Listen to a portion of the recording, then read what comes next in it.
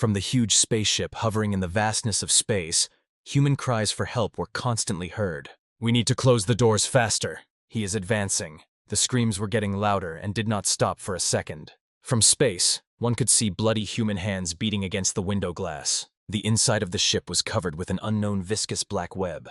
A black, root-like liquid, mixed with human blood, covered the entire surface inside the spaceship.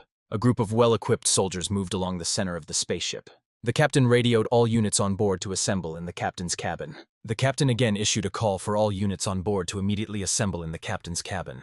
The group of soldiers paused for a second. They were having poor communication, and they had an urgent mission. They wondered for a second if they should also go to the captain's cabin.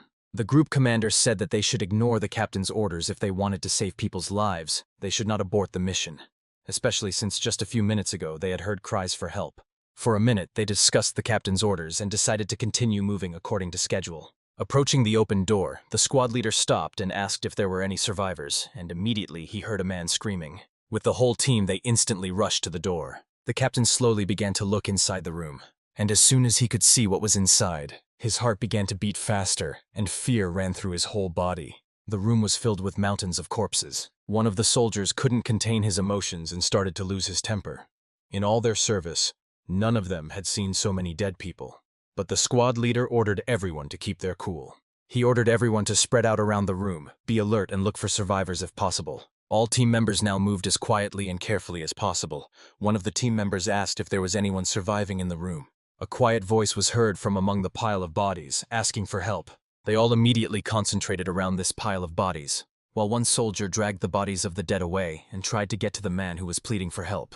But as soon as he threw aside a few bodies, horror flashed in his eyes. "It was a trap," the monster spoke in a human voice, waiting for a new portion of fresh food. The soldier immediately screamed, which attracted the attention of others. But at that very moment the scream suddenly stopped. The stranger grabbed him by the head. All the soldiers were stunned by the appearance of such a stranger. They had never encountered anything like it. The monster quickly crawled out of the pile of bodies, lifted the soldier with 2 paws, and broke him into 2 pieces. No more sounds were heard from him. The alien was ready to hunt. Everyone was shocked by what they saw. But without a second's hesitation, the commander gave the order to attack the monster, which was immediately hit by a barrage of plasma machine gun fire. The monster didn't wait a second and rushed to attack, moving quickly and very skillfully, dodging the shots. The soldiers were not prepared for such a turn of events, and they had no choice but to fire continuously at the fast monster. At some point, the alien cut one of its claws with its claws. From there, viscous, poisonous blood flowed, and with a sharp movement of its claw, the alien threw several drops of blood at the soldiers. Poisonous blood splashed on them, but they did not immediately understand what had happened. However, after a few seconds, the acidic blood began to burn through their suits along with their skin. The commander rushed to the aid of the soldiers and ordered them not to lose their composure, and to immediately administer medication. However, the soldiers, filled with horror, pain, and fear, did not hear the commander and continued to fire indiscriminately, hitting the commander with one of the shots. The commander was thrown back several meters by the hit. He remained conscious and heard gunfire and the shouts of his soldiers around him. However, at a certain point the screams and shots stopped. The commander opened his eyes with difficulty and realized that they had clearly lost this battle. The alien slowly devoured the last soldier. The commander watched and could not believe his eyes. He slowly pulled a grenade from his ammunition supply. But as soon as he wanted to throw the grenade, his hand was abruptly stopped. It was an alien who was clearly more agile and cunning than him. The alien held the commander by the hand and hissed something to the lump of pink mass sitting on his shoulder. The clot fell to the floor and was already very close to the commander's head. The alien pinned the commander to the floor and did not allow him to move, and the clot quickly attacked the commander's head. The commander's face, covered in a jelly-like pink mass, began to slowly dissolve. For several seconds the commander tried to get out, and muffled sounds of screaming could be heard coming from him. However, this quickly stopped. The commander no longer made a sound, and the jelly-like mass slid off his face. She quickly jumped onto her master's shoulder, after which they slowly began to leave the scene of the massacre, while the commander's skull lay on the floor, having lost all its skin and organs. The door in front of the stranger was locked and did not allow him to go further. However, this was not a problem for him.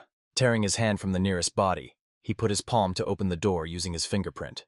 However, the program responded that he was denied passage, causing the stranger to hiss angrily. The pink lump on his shoulder suggested that they could use the bomb that the squad leader had kindly lent them. Without thinking for long, the stranger threw a bomb at the door, and it immediately shattered into small pieces. There were two men behind the door who, upon seeing the stranger, screamed like little children. The stranger slowly entered inside. The men kept screaming from fear and despair. However, for the stranger, this was just another portion of food. I devour all alien creatures and grow infinitely. In the middle of the vastness of space, in the cargo hold of a ship made of cold metal, I had no choice but to accept that I was a hostile alien creature in a sci-fi survival game. Space survival is a game in which you choose one of the proposed races existing in the vast space in order to survive, explore, and evolve. Sometimes I became a metal gremlin feeding on human ships, and sometimes he was a mutating monster, where he destroyed enemies in ground battles. He took the leading position in a group for collective battles, and even attacked a planet. I played as all the space creatures, as if they had come out of nightmares. But there was one species that I was most attached to, the unidentified hostile space matter. I nicknamed him Amorph. He was created in the image and likeness of the creature from the movie Alien. This species was special because it endlessly strengthened itself with the genetic information of its victims. At first glance it looked like a scam, but due to the incredible difficulty of survival, the impossibility of dialogue and cooperation with others, it was the worst unpopular race in the game. The reason why such a trash race became my favorite was quite simple. It is a species that can freely evolve and become stronger, depending on its choice and will. And that is what won me over. The game has begun. The race is an unidentified hostile cosmic matter. The state is a cub. The goal is to survive. Special skills are hypersensitivity. And so the game of the invincible monster began. This is what he looks like now. He really likes the way his older brothers look. However, at the moment there is no sense in these thoughts. Suddenly he rolled over onto his back and began to squirm across the floor, his butt skidding across his body. The baby couldn't even imagine that skin peeling would be accompanied by such unbearable itching. First we need to get some food. The baby is starving to death. The building was shaped like a Star Union station, and if he was caught now, he would be killed immediately. The baby pressed his tentacles to the floor and used his main ability of hypersensitivity. He felt all the containers around him and saw what was in them. While sorting through the containers one by one, he suddenly stopped because he found what he was looking for. He quickly climbed onto the desired container. The door was equipped with a digital password, which made his task a little easier. The kid entered a 4-digit password, 1, 2, 3, 4, and it worked just fine. And the kid only thought that the level of security in space is simply off the charts. The door opened and a rich, sweet smell poured out at him. He carefully opened the chocolate bar and immediately began to chew the chocolate. After eating the bar, the baby thought he had chewed a rubber eraser, but at least he managed to feed himself. He quickly reacted to a cockroach running past. He abruptly lashed out with his now sharp tail, leaving the cockroach no chance. Pulling it towards him, he was extremely happy, because it clearly had more protein than a rubber bar. He quickly chewed the cockroach and finally enjoyed real meat. Suddenly, the computer program started working, which reported that the predator effect had been activated, having successfully obtained the cockroach's genetic data, namely the wings. He was very lucky to have received such a valuable gene so quickly. Gene numbers are a key element of Amorph's work. The more genetic information he obtains, the stronger he becomes. He is able to evolve into stronger creatures. Little Amorph was delighted and thought that wings wouldn't hurt him. As soon as the baby thought about this, shoots immediately began to grow from his back. In a few seconds they turned into full-fledged little wings. All that remains is to learn how to move them and fly in general. The kid thought that if they were on his back, it should feel like he was moving his trapezius muscle. The theory was quite clear. All that remained was to apply it in practice. He managed to fly a meter from the floor and hang in the air for several seconds. But as soon as he came down from heaven to earth, he immediately rushed to the chocolate bars. And although they were not as tasty as the freshest fat cockroach, he began to quickly throw them into his mouth. Using wings burns a huge amount of calories, and they needed to be replenished quickly. Sitting on top of the container, he began to feel the movement of cockroaches on the floor. To use his wings properly, he needs to have other abilities. The goal was set and clear. The cockroaches were immediately subjected to mass genocide. He devoured the cockroaches one by one. The kid has already eaten 20 cockroaches, but he hasn't gained any abilities. Could it really be that all this is in vain? However, the last cockroach was a little tougher than the others, and the electronic sign appeared in front of him again, which announced the appearance of a new skill in the form of a chitinous shell. He thought about it and realized that the chitinous protection was a clear improvement in the density of his small organism, and this could significantly help him in the future. He needed to provide strong survivability characteristics, but this is not as easy as everyone might think. Vitality is a characteristic that slows down aging by reducing energy consumption. This is especially true for passive insects and plants. These characteristics significantly reduce the need to cling to food. At this point, the whole point was that if the baby wanted to survive, he should catch more cockroaches. Maybe he should change tactics. Thinking about it, he immediately jumped onto one of the containers standing near him, after which he pushed off from it and flew. From above, he can see much better where the cockroaches are, and it is much easier to catch them off guard. Amorph dropped silently and quickly to the ground, and immediately caught the cockroach in his claws. He immediately threw it into his mouth. However, the second cockroach was determined to avoid the fate of its fellow. However, our little one couldn't let him do this and immediately rushed after him. The cockroach quickly managed to slip through the crack between the containers standing nearby, and our little one hit his head on them at full speed. Amorph decided to act more cunningly, because he could not afford to miss out on another portion of food. He suddenly threw out his tail in pursuit of the cockroach. Another portion of protein was ready to be eaten. After eating the cockroach, the hologram tablet appeared in front of Amorph again. She informed Amorph about the successfully acquired gene called Vitality, which he so lacked. He immediately decided to use it. His whole body began to strengthen and increase in size. Now the baby has become much stronger and more massive. The owners of this ship were people, and therefore the main enemies. The vibrations that he felt behind the wall were the barely perceptible sound of footsteps, and they clearly suggested that there was little time left. To avoid the grim fate that is coming very soon, it is necessary to pass through the cub stage as quickly as possible, and to do this, expand the scope of activities beyond the cargo hold. This is just the beginning. It's time to break through this cargo hold where he took his first steps. However, where to go after the cargo compartment? The answer to this question Amorph already knew perfectly well. He decided to go to the cold storage chamber, which was located next to the reactor. This is an important site, so there shouldn't be many visitors, and Amorph decided to hide under a dark lamp. And if that doesn't work, you can break the reactor and escape. Amorph carefully examined each new room he moved into, because everything was completely new to him. He managed to get into the ship's cooling system. Having moved along it a little, he came across a huge fan. Huge currents of air enveloped him, and for the first time he felt fear. He had no other choice, so he began to slowly unscrew the barrier. She eventually fell under the enormous force of air from the fan.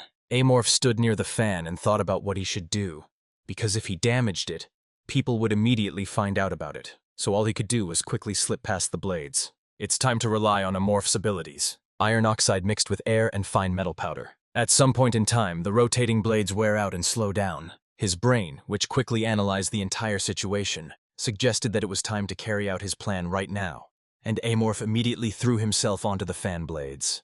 He understood that his life was at stake, but he had to take everything from it or take nothing. Amorph rushed to meet his death, risking everything at once. For a moment, only the light sound of metal was heard. However, with great speed, he managed to fly through these huge blades. Like a small child, Amorph was happy that he had managed to survive. Beaming with happiness like the sun in the sky, he moved further along the ventilation shaft. Moving along the mine, Amorph heard human voices and quietly crawled to the grate of the room from which they were coming. People were discussing the failure of experiment number 26. Their boss would clearly be unhappy with the failure, and they were deciding how best to tell him about it. Is this really an experimental laboratory? Isn't this an ordinary ship? Amorph thought that this interplanetary ship belonged to a megacorporation. A megacorporation is a group of people who thrive in their solar system. In short, it is a race based on the motives of Earth people. Instead of a government, the country is dominated by corporations. Most members of megacorporations are materialists, although many races in the game are neutral. This race is pure evil. This is the only place where a normal person is turned into a slave. When this happens in games, reality is presented in terrible colors. Both laboratory employees left it, and Amorph decided to see what they were doing inside. He landed on the laboratory floor and used his ability, because he can change the course of his movement, depending on what kind of research ship it is. Amorph immediately began to analyze the laboratory's projects. A mutant soldier, one of the projects specializing in ground combat, developed by a mutant research center. If Amorph eats him, he can gain a strong body and combat abilities. Experiments with the superpowers of the space elf cult, from which one can obtain a powerful psychedelic gift. Amorph could have used such a gift at the very beginning of his journey. Suddenly, in a purity inaudible to the human ear, Amorph began to hear cries for help. He immediately began to intuitively search for a living creature that was asking for help. In a huge flask of liquid, he saw a pink, jelly-like clot of matter, and it was this clot that was asking for help. Amorph quickly approached the flask and read that it contained a creature called a bubble amoeba. Its special feature is the preservation of oxygen. Amorph thought that he could breathe anyway, so this skill was extremely useless for him, and the topic of eating this previously unseen creature could be skipped. Using his hypersensitivity, Amorph decided to find a clue that could help the amoeba get rid of the bullying and unbearable pain. Cables were connected to it, constantly delivering electrical discharges into the amoeba's body. And this is what the researchers were talking about. Based on the hypersensitivity skill, if you press this button, the experiment on the amoeba will end. Amorph pressed the button and the electricity supply stopped. Amoeba immediately thanked Amorph, to which he replied that from that moment on, she could live as she wanted. Suddenly, Amorph heard rapidly approaching footsteps. He couldn't let people discover him. After all, in the best case, they would have simply killed him, and in the worst case, they would have subjected him to torture like a poor amoeba. He quickly managed to fly up to the top shelf, where he hid behind flasks containing other creatures he had never seen before. A woman entered the laboratory. She walked with ease and behaved like a real boss. She had a black cat in her arms, and one of the scientists, whom Amorph had seen earlier, bowed before her, quickly followed her, and tried to justify the failed 26th experiment on amoeba. As soon as the scientists said that they needed a little more time to carry out the experiment, the woman immediately stopped and angrily told him that time was money, and she needed to report the results of the experiment to the company before they arrived at their destination. She threatened the scientist that if he couldn't achieve the desired result, the company's management would reconsider the need for him to be there. The scientist didn't even know what to answer. He began to beg her to give him a second chance. She called the scientist a senior research fellow. He was all sweaty and didn't know what to answer her, because he was just a simple scientist. The woman said that the position of senior research fellow was entirely possible, and that to get it, a scientist only needed to achieve compliance in experiment number 26. The scientist looked at the woman with devotion and hope in his eyes, and she continued, saying that success in this experiment could lead to not only becoming a senior research fellow, but also to the position of chief research fellow. After all, with the help of such technology, they will be able to cooperate with Mars. They are very interested in the successful completion of this experiment. The scientist continued to look at his boss with even greater devotion and hope. The scientist proposed switching to a substance called eonim in the experiment. The woman continued to pet the cat in her arms and reflected on the fact that they had not tried this drug before in this experiment. It was an awakening drug produced by the Star Union.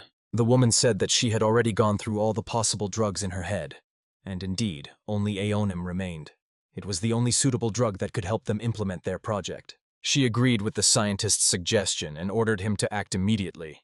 But the scientist said that if the amoeba did not absorb the drug, it could lead to her death. The woman said that they should have had the results of the study by now, and the scientist must understand the seriousness of the situation, so they needed to start immediately. The scientist, with fear in his eyes and trembling hands, said that he would begin immediately. To begin with, he introduces 0.1 milligram. The amoeba slowly began to turn white, and the scientist injected 0.3 milligrams. Now 0.5 milligrams. The reaction to the drug began to manifest itself. The amoeba began to shake, and the woman ordered the scientist to continue administering the drug. But the scientist stopped, because it could have an irreversible effect. But the woman insisted that if there was a reaction, then it was necessary to continue until victory, and ordered that everything available be administered. However, the scientist did not dare to continue, so the woman pushed him away and pressed the button for maximum drug administration. The drug began to flow into the amoeba's body in a huge stream. She was shaking. Pain was piercing through amoeba, and although people couldn't hear it, Amorph could clearly hear her terrifying cries for help. At some point, amoeba was so consumed by pain that she simply asked to kill her and stop torturing her. However, the woman had no intention of stopping the experiment, and the smile on her face grew stronger with each passing second, giving the impression that she was enjoying not just the experiment, but the fact that a living creature was suffering before her eyes. Amorph watched the experiment with horror, and although he could clearly hear these pleas for help, he could do absolutely nothing. After a few minutes, the drug supply stopped. The woman looked coldly at the amoeba and assessed the result. The amoeba turned completely white and did not move at all. The woman said that she needed results, no matter what. She turned and headed for the exit, having received a portion of pleasure from the experiment. And as she left, she ordered that the experiment continue until the desired result was achieved. The scientists simply bowed after her and promised to immediately report on the work done as soon as they reached their goal. The woman turned sharply towards the shelf where Amorph was sitting. However, I didn't see anyone on the shelf, after which she slowly headed towards the exit again. The amorphous thing hid well and she couldn't notice it. Amorph didn't like the woman and her behavior. Resentment, anger, and cruelty lurked in his heart after what he saw. It's decided you will die in a few days. Returning to the ventilation shaft, Amorph set out to further explore all the ship's rooms. But his plan was not just to go around all the rooms, but to do it much faster and more cunningly. He reached the junction of all the ship's energy cables, or, in simpler terms, the brain of this enormous machine furrowing space. Amorph decided that this was the perfect place to use his ability. He began to randomly spray out the green liquid that his body was producing. Having greened everything around to such a level that almost all the pipes were covered with green liquid, he positioned himself in the very center, and now it was possible to begin. Every part of the ship feels like one whole with his organism. Whoever controls the information controls the world, and this is what he needed in order to win this unequal war. Find out where and what the enemies are doing, where to go. All information is delivered via liquid through all the ship's channels. On the 4th day of Amorph's life, his nest was already ready. Having built a nest over the course of several days, Amorph walked along the ventilation shaft into the cargo hold, catching and eating cockroaches and spiders, while constantly collecting information. At the same time, he came to one of the ventilation windows and watched. Her name is Amanda. She's the head of the research team on this ship. Although she is weak in body, she is still the most important figure on this ship, and poses a direct danger to Amorph. There was an instance where one of the subjects managed to escape, and while the other researchers were confused and at a loss, she found him. To do this, she built a special tracking device in just 2 hours. It was very strange, although she was human. At the same time, she had the makings of a psychedelic power. It was a unique skill shared by all races, a power that was similar to superpowers such as psychokinesis, telepathy, and mental control. However, it is very rare for a human being to be born with psychedelic potential. Amorph sat in his nest, eating bars stolen from the warehouse and slowly thinking. Although Amanda was a talented leader, she was no match for him in battle. But she was constantly accompanied by armed soldiers, and as everyone knows, an armed soldier is always right. Amorph continued to eat the bars, and suddenly a blue projection appeared in front of him, which informed him that he now had a new ability, a paralyzing sting. It was, in fact, the perfect weapon for him. With this, you can easily defeat at least one adult opponent. The duration of the poison is 5 minutes, but this is quite enough. In any case, he must create a situation of being alone with Amanda, but he never saw her alone. The soldiers are always in her field of vision. Amorph thought that he was unlikely to get an answer if he just sat in his nest and thought about it. He headed for the ventilation shaft. He needed just one chance, the opportunity to be alone with her. A minute later, he was already in the laboratory, because over the course of several days he had studied this part of the ship quite well. When Amoeba saw Amorph, she began to emit hormones of joy and happiness. Amorph said that Amoeba looks much better today than yesterday, and he also brought some food. He crumbled the bar into the hole from which various experimental drugs were fed into the amoeba's body. The pieces of chocolate quickly entered the amoeba's body. The bar quickly dissolved in Amoeba's body. It was very tasty for her, because no one cared for her like Amorph. It was not the first time he saved her from suffering and brought her delicious food. The bubble amoeba has no special abilities in the game. It is the only one that has simple traits of another race, which are completely useless for Amorphous. At the same time, Amorph did not stop for a second in his thoughts about Amanda's murder.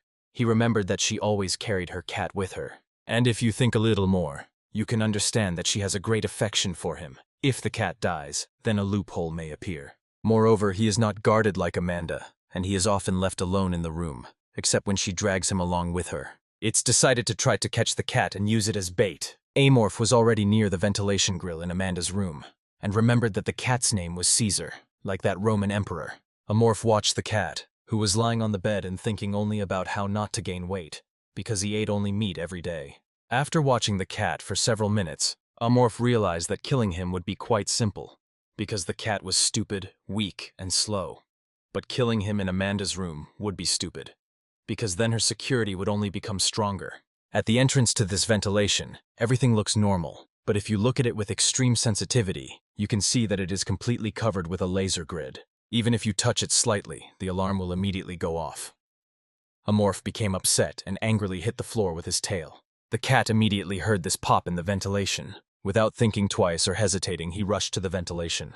The cat grabbed the bars with its paws and began to pull them out with all its might, which triggered the alarm. The soldiers who heard the alarm immediately ran into Amanda's room, but at first they didn't even understand where the sounds were coming from or why the alarm was going off. Only after a few seconds did they notice the cat, who was constantly trying to tear out the ventilation grate. The soldiers didn't suspect anything, and were a little unhappy that the cat was causing them problems once again. Hearing what the soldiers were saying, Amorph began to laugh almost non-stop, and even fell on his back. After a few seconds, the fit of laughter stopped, and he even felt a little upset that he had been so careless and had attracted attention with his tail. But suddenly a brilliant idea came into his bright young head.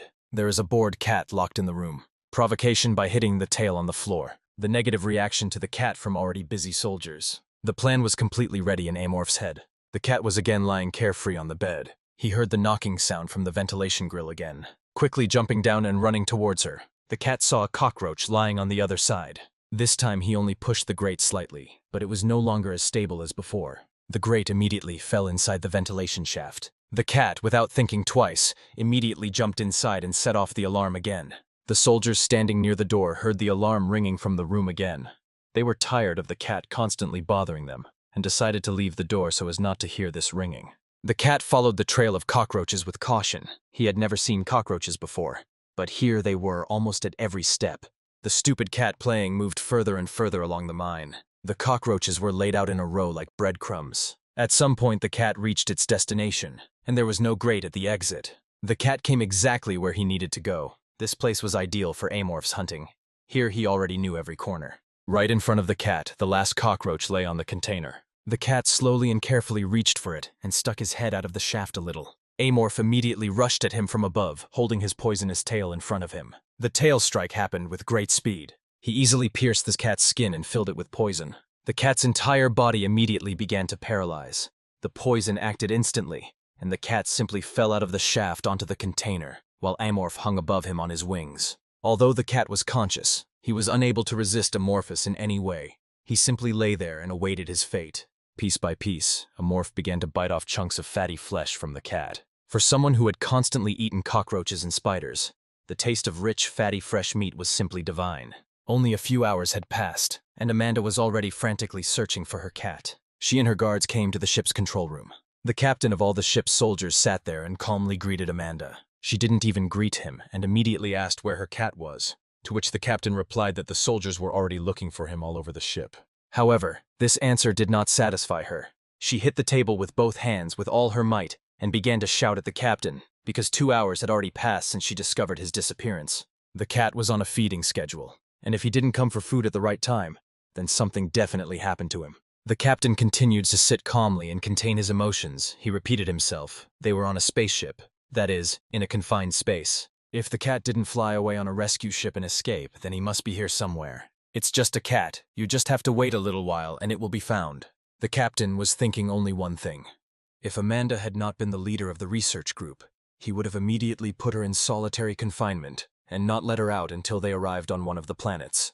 Amanda thought for a moment and asked what was wrong with the guards who had let her cat go. The captain replied that they were in custody. Upon hearing this, Amanda immediately ordered their execution, which shocked the captain of the guard. She knew perfectly well that the captain had the authority to judge the soldiers single-handedly, but the captain said softly and fearfully that he would not do this, because the other soldiers would be outraged by such an act. But Amanda didn't even understand what was wrong with that. She was furious. She didn't care much about the soldiers' lives. The other employees present were shocked by her words, but no one could contradict her, so everyone stood silently and did not dare to utter a sound. The captain said that if the cat was found in a few hours, then it would be worth punishing the soldiers so severely for this. The soldiers guarding Amanda were already outraged by her attitude towards her comrades, but Amanda stood her ground, reminding the captain that if the soldiers had carried out their duties according to instructions, then such a problem would not have arisen at all. Therefore, not only the soldiers who were serving near her room are to blame for what happened, but also their captain. The captain bowed his head meekly and agreed that it was his fault too. Amanda said that she would take this opportunity to maintain discipline among the soldiers. From such a number of emotions, her head suddenly began to hurt, and she stopped screaming. She started to leave, but then said that she would return in 2 hours. And if by that time they failed to find her beloved and only cat, then she will deal with the discipline on the ship in the strictest manner. Now the captain of the guard began to worry, because not only the soldiers were under threat, but also his position. As soon as Amanda left the room, he immediately slammed his fist on the table to let off some steam. Where could this stupid cat be? Amorph watched all this through his ventilation window and, smiling, said that the cat hid in his stomach. Ever since he ate the cat, he had developed a new skill, Wild Instinct, but he had absolutely no idea what it meant. The program began to explain that there was a skill fusion system that allowed skills to be combined and strengthened. However, such a skill had never been encountered before. This skill allowed for early detection of threats, and once the skill was activated, absolutely nothing happened to Amorph. Most likely, this is a passive option that is used automatically. While there is no threat, It does not work. There was nothing else to do but test this skill in the future, and for now, Amorph wanted to see what Amanda was doing. She was probably still furious. As soon as Amorph approached the ventilation grill that opened directly into her room, Amanda was working at the computer and slammed her hand on the table with all her might. She was having trouble stabilizing some substance and was quickly losing patience. Essentially, Amorph's plan worked perfectly. The type of person who is sensitive to what is dear to him, and if they are deprived of it, then they immediately lose control of themselves. The second goal of the plan was also achieved. Amorph wanted to separate the guards and Amanda, and he succeeded perfectly, as her attitude towards the soldiers created a huge rift in their relationship. After all, the soldiers didn't like the cat from the very beginning because he ate the highest quality meat, which even they couldn't afford. So it was obvious that such a cold attitude towards the soldiers and such an abnormally loving attitude towards the cat on the part of Amanda would anger the soldiers to the limit. In fact, everything was simpler than it might seem. The soldiers were angry at their class affiliation. Amanda belonged to the upper class in this mega corporation. The soldiers, who were forced to obey without question, were afraid of the consequences of directly protesting against her. In the end, they chose the cat as someone to vent all their anger and resentment towards the upper class on. In other words, the cat acted as Amanda's shield in front of them. And what would happen if that shield was gone? And what if they had to go through all the extra trouble of trying to find the creature they hated so much? Would the soldiers be able to protect Amanda like they used to? Besides this, Amanda clearly lost trust in her soldiers because she lost the most precious thing in her life due to the negligence of a guard. Amorph was going over all these thoughts in his head and was very grateful to the cat for the delicious lunch and the solution to so many of his problems. Now it's time to claim Amanda's genetic data. Amanda was in the lab. She was tossing and turning and couldn't concentrate. She moved from one sample to another. Some samples she simply shocked with electricity, and others she tortured with drugs. Her attention suddenly turned to the amoeba, and with all her cruelty and irresistible desire to destroy, she quickly moved towards it. She looked at Amoeba and thought that she, too, was a little to blame for the disappearance of her cat. Torture brought her incredible pleasure. Without thinking twice, she injected a huge amount of the drug into the amoeba, which caused hellish pain in its body. Suddenly, she stopped the flow of the drug into Amoeba's body. 2 hours had already passed, and it was time to ask the captain where her cat was. Amorph watched what was happening and was filled with anger. He looked at the amoeba, and she noticed him too. She immediately began to rejoice at the appearance of Amorph. He looked at her briefly, but now was not the best time for them to spend time together.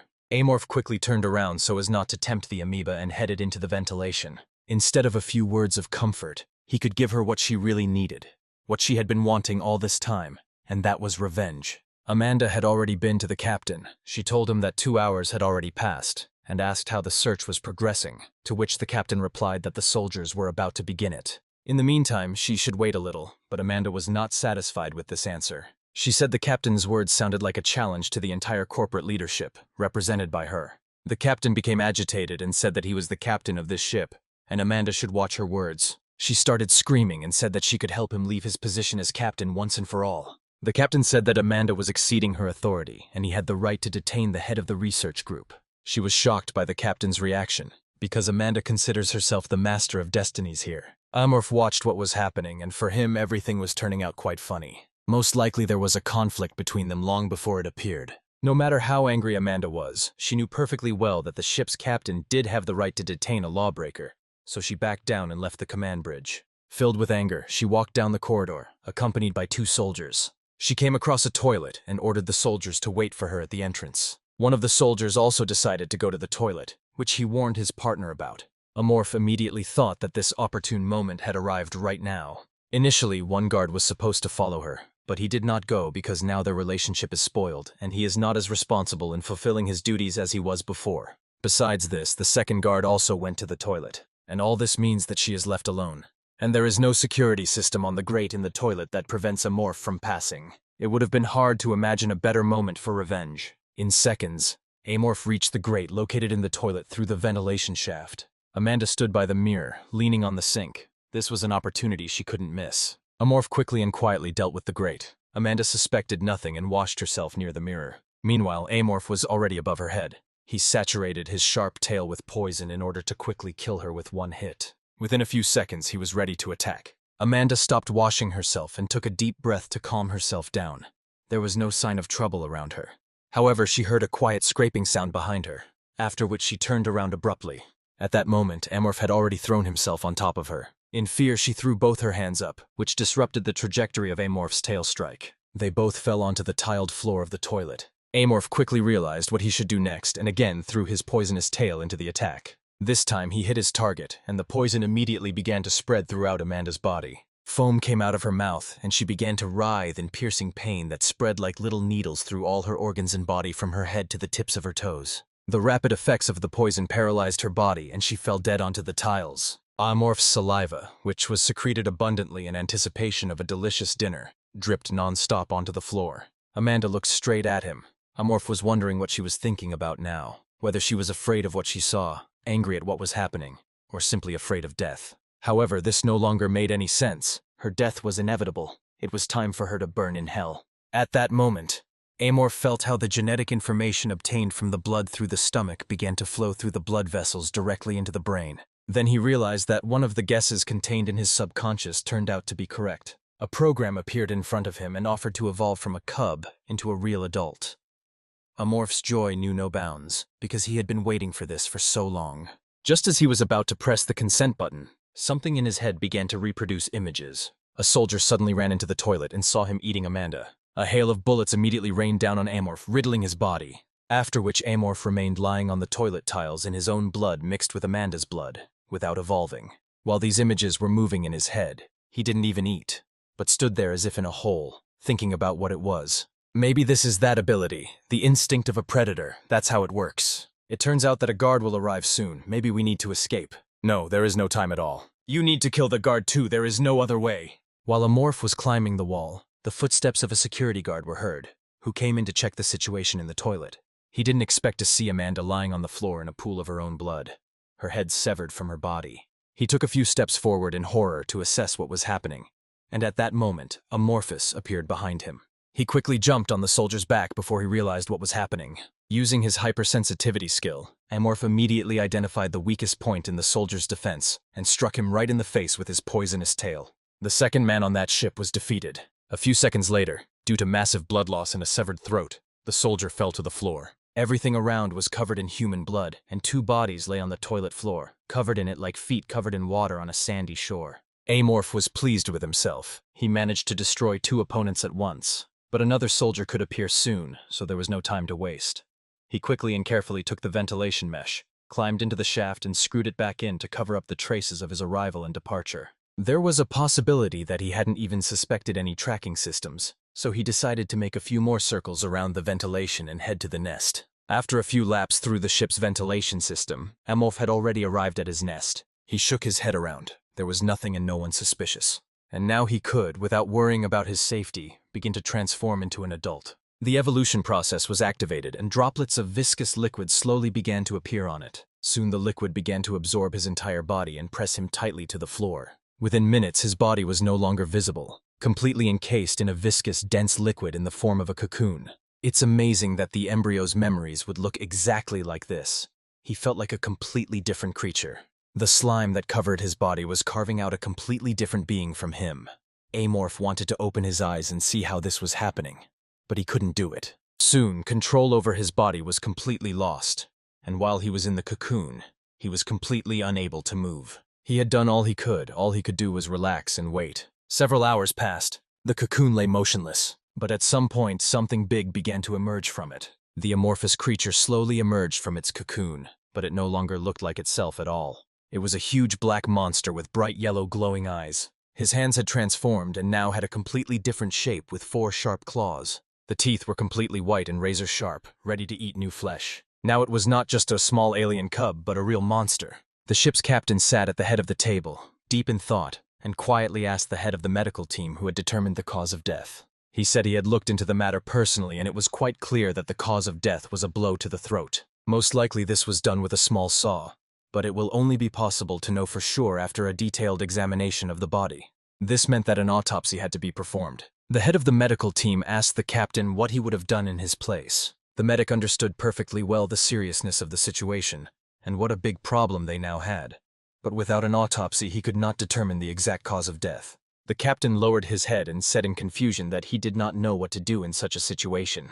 The captain turned to the head of security and asked how things were going with the search. The head of security reported that all surveillance cameras on board had been checked, but nothing suspicious had been captured on them. The main suspect, the second security guard, was currently being questioned. The captain asked him again if the guard was really the criminal. Based on the information they had at the moment, the guard was not the criminal, so the captain asked that they report to him as soon as they had any clarity. The captain reminded everyone present that they were all well aware of what had recently happened in the laboratory. One of the laboratory's most promising employees ended up in a capsule because he failed to live up to the expectations of the head of the research group. His brain was removed alive and placed in the laboratory. This awaits anyone who shows even the slightest disobedience. And now everyone can imagine what punishment awaits the one who killed the head of the research center. The captain said that if they all didn't want to be electrocuted until only their brains were left, they had to take action immediately. One of the team members suggested saying that an accident had occurred during the experiment. The head of the medical service immediately said that before proposing such brilliant ideas, they needed to think with their heads and explain why the experiment took place in a toilet, in the presence of a security guard, and the head of the research center. The head of the technical team said with a grin that it was better to assume that all this happened due to improper nutrition. And if this is the idea they want to die with, then let it be without his participation. A fight immediately broke out between them, because the death of the head of the research department, one of the most important departments, because of which this ship was built, was equal to the death of the entire team if they did not find the culprit. Everyone understood this and did not know what to do. Suddenly, one of the members of the meeting slammed his fist on the table and ordered everyone to calm down immediately. The anger and quarrels only worsened their already tense situation. After these words, the fight between the ship's leaders stopped. He turned to the captain and said that they were now near the 8th planet. But the captain did not immediately understand why he was saying this. The thing is that this planet is located in the zone of a gang of space dogs. The captain thought of a good plan, because everything could be presented as if they were being attacked. Space dogs are one of the main enemies of megacorporations. They are similar to the pirates who sailed the seas of our planet in the Middle Ages, only here they sail through outer space. Space dogs are good warriors and have extensive experience in space battles, and they are also good at robbing and killing, and their research ship could be attacked just like merchant ships. As a result, if they were told that they were attacked by space dogs, the accident that occurred during the attack would no longer stand out so much from the general background. This is not a bad plan, the captain concluded after thinking it over carefully. But how to pull all this off? The head of the crisis department said that he still has connections with the pirates, so there is no need to worry about this. The captain thought that this guy never ceased to amaze him, and even had connections with pirates, but he immediately asked how much it would cost. The head of the crisis management department said it would cost at least $40 million, and the price seemed to hit the captain in the face. The ship has super new weapons, so this ship is too tough even for space dogs. They are taking risks. That's why the price will be so high. The captain did not hear any more good plans from the other leaders, so he agreed with the head of the crisis department and ordered him to quickly implement his plans. The captain stood up and announced that the meeting was over, but the chief medical officer stood up faster and asked the captain what to do with Amanda's body. The captain ordered that the body be preserved for now, and as soon as the pirates attacked them, they could hand it over to them, but it was necessary to ensure the body's safety and not let anyone near it. Amorph slowly came to his senses after his rebirth. Now he was a huge monster, and he felt an indescribable feeling of strength and power of his body. Now it was possible to reconsider plans for further action. Previously, he had to sit in the darkness to survive, but now hunting and survival had become identical concepts. We will decide to do so, but what will be the next goal? The program showed that the evolution process was successfully completed. Amorph has a 6-stage evolutionary branch, 5 of which are spent on transformation. At the first stage, he is a cub, and this stage has already been successfully passed. The next stage is called individual, then a juvenile individual. The 4th stage is a young individual. The 5th stage is an adult. And finally, the last stage is the ascended individual. The last stage is considered the final form of Amorph's development in this universe. In other words, it is the limit. When you reach the final stage of evolution, the secret of the origin of the race, where they came from, who the Amorphs are, and so on, is revealed to you. There is a possibility that something similar could happen to this Amorph, but achieving the full form of this race will require a lot of effort. Now a new characteristic called type has been opened. First, we need to look at the possible types. As expected, Amorph fulfilled almost all the conditions for strengthening his body. Such indicators appeared after the transformation, which strengthened the exoskeleton and acidic blood. The type resembles a racial specialization, but has a slightly different purpose. It is activated only when specific conditions are met, and is directly linked to skills. According to the program, Amorph had 2 types available, one of which was a type of physical strength enhancement, and the other was a type of superpower enhancement. But he was not satisfied with such a limited number of types, because he ate everything in his path. That's right, he finally realized it. Amanda. He tasted her blood, and his suspicions were correct. She really did have psychic abilities. Now he simply had to get this power. It was time to find the body. And as they say in all detective films, the criminal always returns to the scene of the crime. Out of old habit, Amorph headed for the ventilation airlock. But now he was no longer a cub, and moving around in the airlock was completely uncomfortable. However, it was in the airlock that he could smell the smell of rigor mortis. After crawling up a few more flights, he was finally able to reach the morgue. The cold storage rooms with the dead were right below him. The pathologist sat at the computer, listening loudly to music on his headphones. He was rarely disturbed by work, so he wanted to somehow dissolve the dead silence in his head. Suddenly, a strong smell penetrated his nose. He didn't immediately understand why it smelled so bad, and decided to see where the smell was coming from. He approached the refrigeration chambers, but they were all closed. Immediately after this, he noticed the floor, which was completely burned through with acid. But where could the acid come from? Without thinking twice, the worker decided to call security. However, before he could even turn around, Amorph attacked him. Now he was much faster and stronger, and with his sharp tail he was able to pierce the worker's head without much effort. Finally, Amorph got to what he was looking for. He lifted the sheet that covered Amanda's body, which had been lying in the refrigerator for quite some time. Dinner was right in front of Amorph on the table. She didn't change even after death. He grabbed Amanda's head sharply and with a slight movement separated it from the rest of her body. Amorph thought it was very strange. Even after killing so many people, he was not tormented by any conscience or worries at all. He treated people simply as food. It's time to unlock Amanda's full powers. The feast began. Amorph didn't stop at the head. He devoured it completely. Because for the individual, it was no longer enough to feast on cockroaches or spiders. In order to survive, it must kill. Such is the life of Amorph and his ability to adapt. After death, Amanda will disappear and become a fertile resource for nature, nothing more. So there is nothing bad here. She simply became a nutrient for nature, namely for Amorph, because he is also a part of nature. At some point, he stopped his meal. He found an inorganic object on his tongue. This little computer was in her heart. Most likely she had heart problems. Suddenly, a sign appeared in front of Amorph, as expected. Amanda had psychedelic powers, and now Amorph could use extrasensory perception, but what did this mean? Could Amorph really use psychedelic power without supernatural abilities? But whatever it was, in order to advance his type, he still had to adopt this skill. As soon as he agreed to accept it, small tentacles immediately began to grow from his head. Is this really what Amorph looks like? Predator's sense activates suddenly, but fortunately it can be useful when combined with other skills. He's already finished with Amanda, but now he can have a snack with the security. The guards had a slightly different taste, perhaps because they had more muscle, but it felt like he was eating rubber.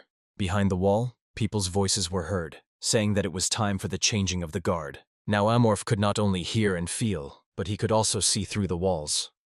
There weren't many people in enhanced protective gear on the ship, and as it turned out, they passed it on to each other when changing. The doctor was also supposed to be replaced, and when the replacement arrives, he will most likely notice this. Of course, they will immediately think that the monster who did all this is also here. Amorph wasn't yet strong enough to start an all-out war with the ship's members. He needed something that could stall for time until he became strong enough. He began to analyze the situation. The bodies were in the morgue, and preservatives and chemicals for treating the bodies of dead people were also located there. Suddenly, a tempting idea came to his mind to intimidate the ship's crew when they were going through a crisis. Megacorporations did not have a capital, but there was a place that could be called their center, and this place they called the Earth, which was the headquarters of this megacorporation.